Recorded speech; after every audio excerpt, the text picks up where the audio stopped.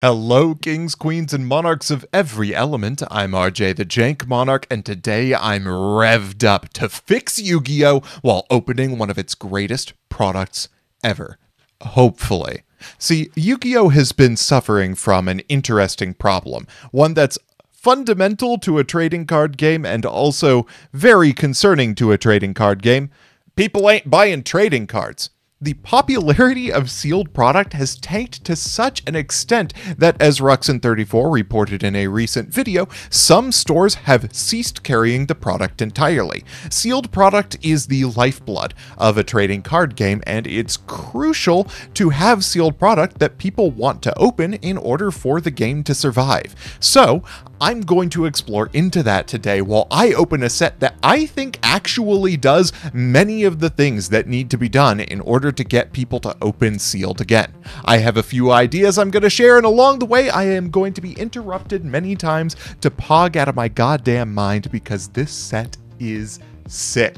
Without further ado, let's open some Rarity Collection. Alright, time to find a sharp object. Oh look, I found this edgy knife. All right, we're going to use the edgy knife to open this product. I don't even know where I got this thing. I know where I got the box. I got it at Top of the Line Games down in downtown Portland. I'm still not used to the neighborhoods. Check them out near the Lloyd Center. All right, edgy knife out of the way. Seal broken. God, this box is gorgeous. One of the first things that really stands out about this collection is how nice the packaging is. The marketing for this set has been immaculate. I alluded a second ago to some things that I think that this set does very, very well. And one of those things that I think that this set does really, really well, that I really love, and I think that Konami can take lessons from, is having cards in multiple rarities. This is something that we can take a little bit of inspiration from Pokemon on. Cards in Pokemon frequently come in multiple rarities and multiple versions, some of which are good for people who don't have a huge budget but want to be able to play the game, and some are for the collectors, the people who want to bling out their sets or build their binders. And this set does something similar, albeit I think Pokemon takes it a step further that Yu-Gi-Oh! Could learn from. One is alternate arts. This is something Rarity Collection is already doing to some extent, but I think Yu-Gi-Oh! Could lean into it a little bit more. If there is the exclusive art, not just the exclusive rarity that collectors can go after, then you can have some slightly lower rarity cards that still serve the collectible market. I think that alt arts and full arts are something that Yu-Gi-Oh! Could really, really stand to explore. Imagine if SP Little Knight were more common, but there were a different art of SP, or a full or extended art of SP that you could get for the higher rarity collectors. That means that you could have the Starlight, the different art, and the less rare version of it, and people would still want to get that. That would mean that the product would be a little bit more worth opening for people who aren't absolute whales. So let's go for this. Starting off with the alt art Nightmare Unicorn. As we're talking about alt arts, this set has a few of them in here. Next, we have a Danger Jackalope. Oh, it had to be this one. It had to be this one right off the bat. This is one of Ray, my partner's favorite cards, possibly their favorite card at all. And I'm very glad that we got a copy of it.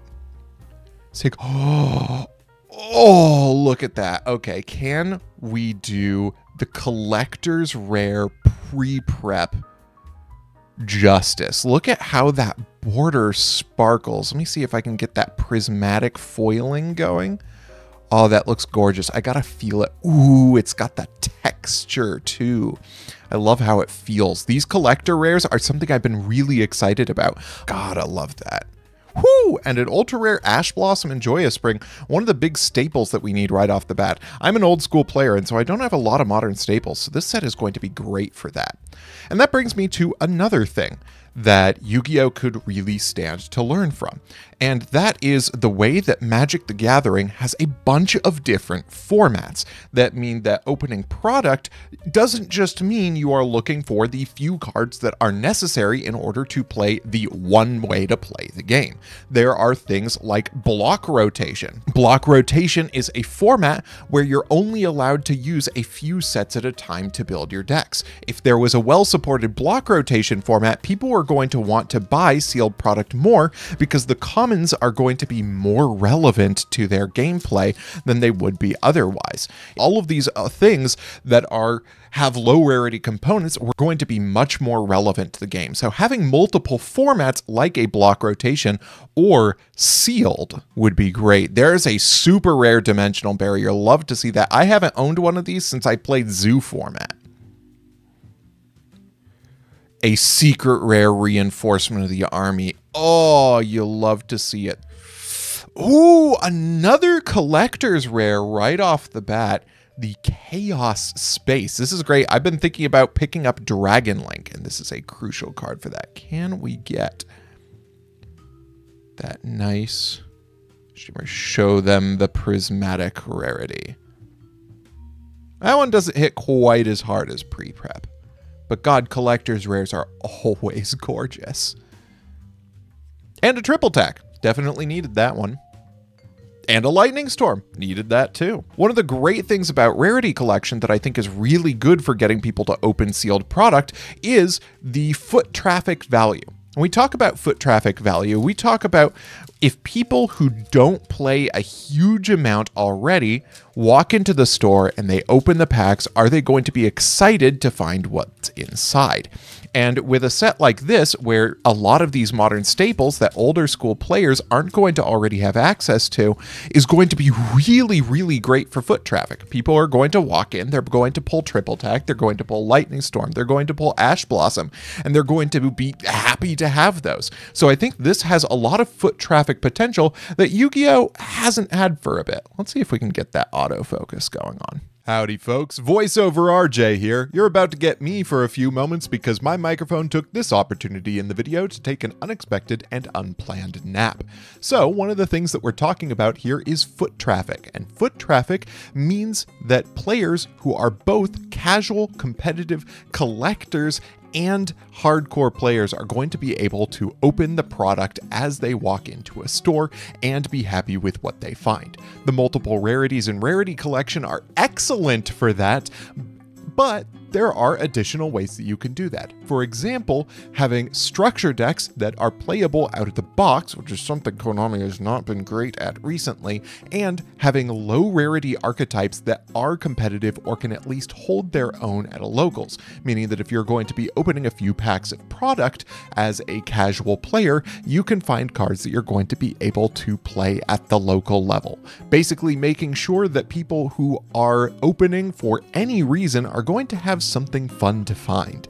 Let's take a look at what we're getting out of this pack, because I have a feeling my microphone cut out at a crucial moment. Starting off with Barona de Flor.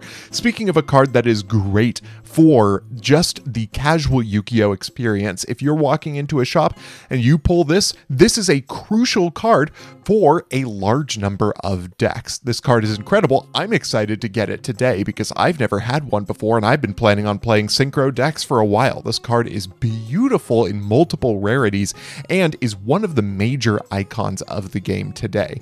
And there it is, the Pot of Prosperity 25th Anniversary Secret, Quarter Century Secret, whatever it is. This card is beautiful. Look at the shine on that. Of course, my microphone chose this card to die out on. This is a phenomenal reprint for me personally. I haven't had a Pot of Prosperity before. I need multiples for multiple decks. I'm very glad to have it, and in such a shiny form. I honestly might be trading this one in for 3 of the Prismatic Ultra / Ultimate, but in the meantime, I'm very, very glad to have this one. Let's check in on live action RJ.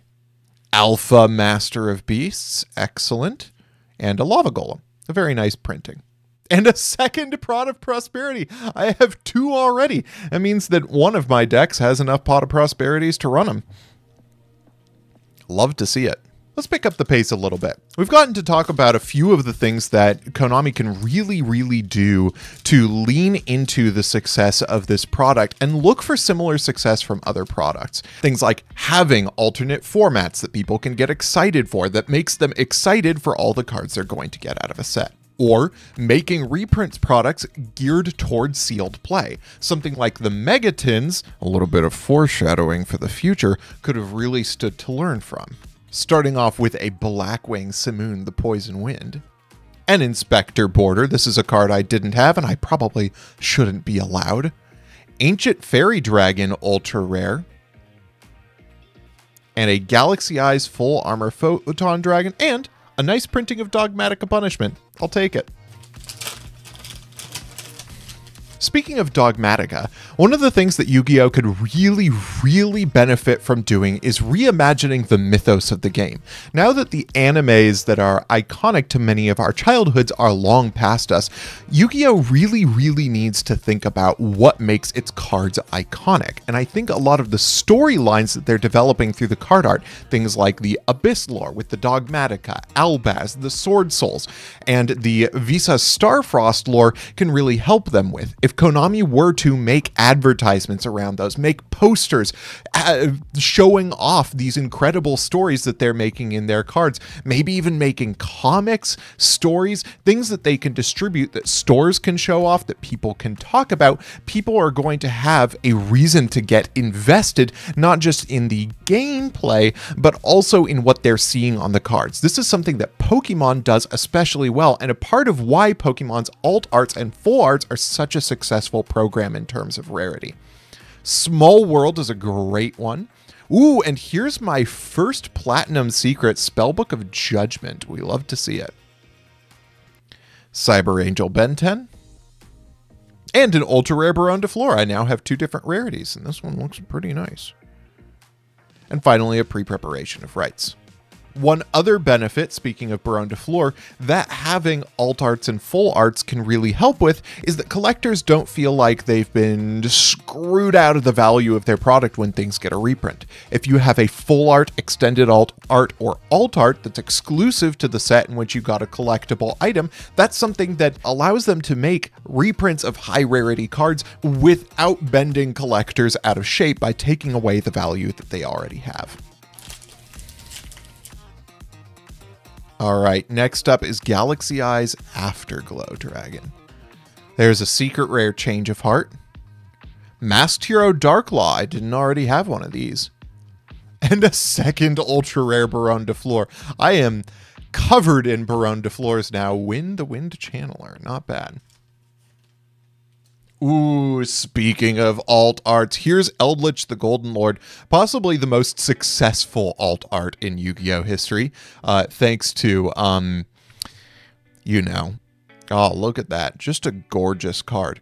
This is a really successful alt art because it changes the personality of the card a little bit, which I think is really cool. One of the things that you can do, especially with these big storylines like the Abyss storyline, the Visa Starfrost line, the Diabella Star line, is you can tell additional stories with the different rarities and the different arts of the card, like what they do in Pokemon. One of the most memorable things in Pokemon right now is the alt arts, the special illustration rarities for the Ralts, Kirlia, and Gardevoir line, which tells an entire story on its own of the story of this person growing up with this Pokemon. And since Yu-Gi-Oh! Has stories to lean into, having alt arts that show off different parts of that story or introduce new twists or new moments could be really good for the collectability of the game. There's an ultra rare pre-prep and an IDP and an Ice Barrier. Again, a bunch of cards I didn't already have. This is great.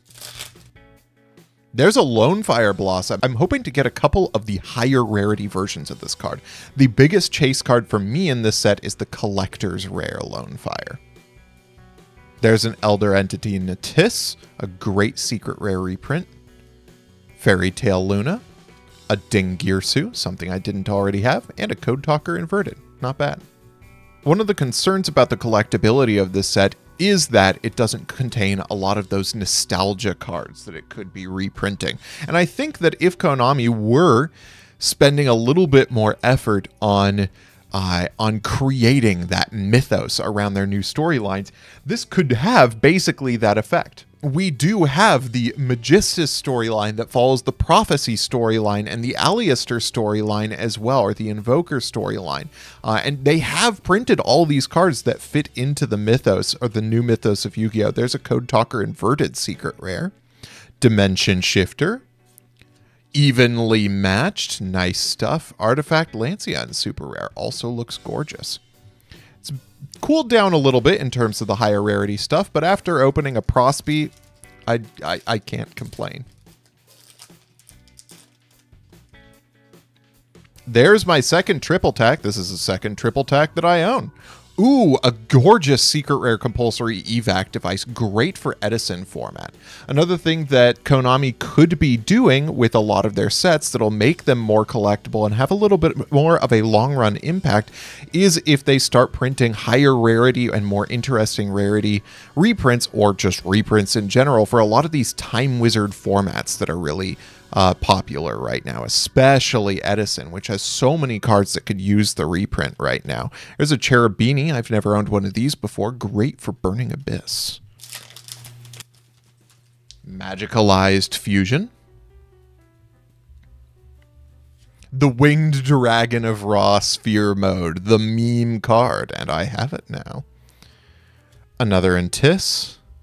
Junk Speeder. This is a fantastic reprint. I would also love a high rarity version of this, and the other version of Eldritch. Another Sphere Mode. Excellent. Whew! And a Pot of Desires QCR. This is the pot box, isn't it? God, these QCRs are so pretty. I thought I was going to be anti-QCR before I actually got to see them in person. I was kind of anti-Starlight Rare too, but these cards look so much better in person than they do in photographs. Downard Magician, and a Code Talker Inverter, and an Effect Veiler. More copies of Effect Veiler is great for pretty much every format. Except Edison. Effect Veiler just happens to not be in the most popular alt format of all time. Change of Heart. Ooh, there's an Egyptian God Slime. That's a new Platinum Secret Rare for us. Can we get a decent... There it is. Look at that. What a gorgeous card. Glad to have it. Forbidden Droplet. Another fantastic staple. Ooh. Ooh. There's something behind it. Ooh, the Collector's Rare Blackwing Simoon, the Poison Wind. I've actually been thinking about picking up the modern Blackwings. They look like a lot of fun, even if they are not competitive in the slightest. God, look at that rainbow shine on it. Let's see if we can get the patterning on its wings, which is also incredible. There it is. Oh, I lost it. Oh, look at that. They really knew how to show off the shape of foil in this set. And another Nightmare Unicorn. All right, let's get through these. I think I have 8 packs left. 8 packs. I've only been through, I don't know how many packs are in these boxes, but I have 8 left. That's incredible. So much good stuff out of 24 packs. This set is so much fun to open sealed. Another Egyptian God Slime. There's a secret rare Artifact Lancia. Gorgeous card. An ultra rare Effect Veiler.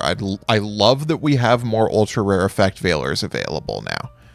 Harpy's Featherstorm, and a second Lightning Storm. This one's a little bit dinged up on there. We're just gonna mess up the focus even more. Ooh, I'm gonna have to remember this focus space for the recap. Keeping it going. My war with the packs themselves has not been nearly as protracted this time. Ghost Trick Angel of Mischief for the MBT viewers. Striker Dragon Secret Rare. We love to see that. An upgrade to the super rare I already got in this set. There's an ultra rare Nightmare Unicorn alt art. Very nice. Oh, and the Collector's Rare Eldritch alt art. Now this is a collectible piece right there. Oh, there are folks on Twitter who are going to be all over this. Let's see if we can get, again, that foil texturing to show up. It's a little hard, but the sunset behind him has like rays coming out of it. It's truly an incredible piece of foiling. Ah, you can almost see it right there. And we're back. Voiceover RJ back here with another microphone moment. Seems this time my microphone is cut out right as I was thirsting over the collector's rare Gay Eldritch. Absolutely beautiful card, stunning artwork, incredible foiling, and we're moving into another pack. Surely this time my microphone didn't cut out just in time for me to pull one of the best pulls of the pack. Lonefire Blossom Ultimate Rare or Ultra Rare, I wish it was an Ultra Rare, isn't quite one of those, but it's a great card. I almost said beautiful again, just like the live action RJ keeps saying gorgeous. There's another Alpha Master of Beasts, the harbinger of microphone moments, a beautiful Dogmatic Punishment. I realize this is its second secret rare printing, but it is still fantastic. A tour guide and ultra rare, not bad. Every time we get a holo tour guide printing, I'm very happy. It's not even a good card in any of the formats I play, but my brain from like 2011 is convinced that that card is crucial to every format, and a good printing is always a necessary card. Here we have yet another Gay Eldritch, the super rare this time, I think my second one, Red Eyes Flare Metal Dragon. And oh, that is it. The Prismatic Ultimate Rare Ash Blossom and Joyous Spring. Look at that. That's me touching the border. I was told that these cards were glossy and I was very disappointed.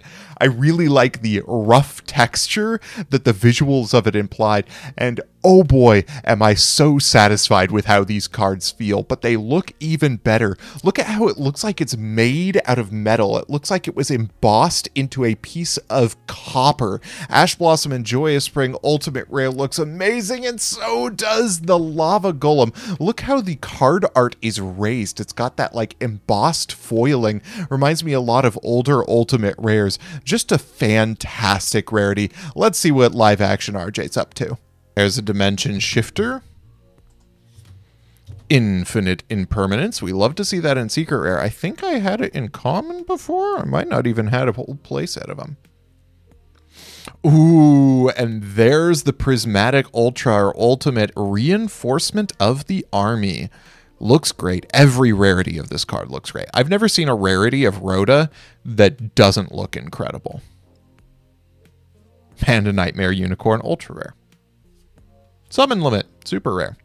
Weirdly a modern staple that I have a bunch of because nobody used them back in the day. Dark Ruler No More. Whoo! And there's a QCR Ghost Bell. Very, very nice. An MVP from Chaos Draft. That looks fantastic in that rarity. We get that stamp. Can we get that stamp pedigree? Yeah. There's a Decode Talker Heat Soul. Love to see that as well. This was a Ghost from the Past printing originally. An Ultra Win. And a Dogmatica Ecclesia. Alright, for real though, how many packs do I have left? 3? Sweet. Any number of packs that I get to open from this set is amazing. Starting off with a Lava Golem. Oh, that looks so pretty. The standard secret rare effect Veiler. That's such a nice Veiler printing. Oh my god, they nailed it with this printing. Ultra Magicalized Fusion, Nightmare Unicorn, and the Iris Sword Soul. 2 packs left. It's been a banger opening. I've totally forgotten about the topic that we started this video with, by the way. I think I pretty much said everything I was going to say. Fired off my shot a little too early there. Egyptian God Slime. Oh, wow. If I didn't already own a Ghost Rare, this Ancient Fairy right here would probably be my new favorite. Oh, the Platinum Secret Rare looks so good for a Signer Dragon. Wow. I love the Shatter Foil text. I think it looks very cool. Another Sea Moon. Ooh, and the Prismatic Ultra Dimensional Barrier. Doesn't look like it at first, but when we leave it just a little bit this way. Ooh, it looks frosted. It looks like there's a layer of ice over the top of it. That's such a pretty card. Wow. And a Celine. I think that's the first Celine I've seen so far. All right. Last pack. What do we have? How's my mic been doing? Oh, we'll see. It looks like it's been fine, but I haven't actually been watching for it. Extrav, excellent. I already have too many of this card. Harpy's Featherstorm, secret rare. Lightning Storm, ultra rare. And a compulsory evacuation device, ultra rare. Not a hot way to end the set, but let's do a little bit of recap, both of the rarities that we pulled and the discussion points that we've covered. We've got our Platinum Secret Rares. And the Secret Rare Effect Veiler. It's not a Platinum Secret Rare, but I cannot emphasize enough just how pretty this card is. And our Ancient Fairy Dragon Platinum Secret Rare. Of the rarities, this is my least favorite. I know that it's a little too much to ask for old Ghost Rare technology, as I talked about in my last video, but it would be nice if we could replace the Platinum Secrets with Ghost Rares. I think the people would really like that. Next, we have our Prismatic Ultra Rares. There we go. Ooh, look at that ash. So nice looking. Rhoda. Look how they stand out on that card art. And Dimensional Barrier. These collector's rare look so good. Pre-prep. Can you see how the folks in the background, yeah, their cloaks have a different shape from everything else? Simoon, the poison wind with its wings reflecting. Eldritch, the golden lord, sitting in his throne with rays of sunshine as the sun sets below the horizon over the cursed Eldland. And our quarter-century secret rares, a hell of a lineup of them. Ghost Bell and Haunted Mansion, Pot of Desires, and Pot of Prosperity. So nice. So what we've learned from this set today is there are a few things that Konami could do to build on the hype that they've generated from the 25th Anniversary Rarity Collection. They can create support for more alternative formats that make use of more of the cards in their set, so that people are more excited about the individual cards that they pull. They can release cards in multiple rarities, including extended arts, alt arts, and full arts, so that collectors get what they want without having to gouge out the main way to play the game and drain the players for everything that we've got. People will still buy the product because they'll want the more collectible versions of the cards that are harder to reprint away. And finally, they can build on the stories that they've developed recently to get people hyped about what's on the cards, not just what the cards do. I think the Rarity Collection is a step in the right direction. It's so many steps in the right direction, providing all these incredible reprints in all of these incredible rarities so that people can walk in off the streets and start playing Yu-Gi-Oh! But I think Konami can take it a step further, and if they do, I think the future looks bright for Yu-Gi-Oh! Sealed product. Well, that's it for this box of the 25th Anniversary Rarity Collection. Let me know down in the comment section below what you think of my ideas for how Yu-Gi-Oh! Can build on the hype for its sealed product, and more importantly, let me know what your ideas are for how to get people to want to buy trading cards again. Also, check out my stream. I'll be opening a second box over on Twitch at RJ the Jank Monarch in the near future, so keep an eye out for that. I cannot wait to open more of this product. Go forward in humble confidence, my friends. I hope you have a wonderful day.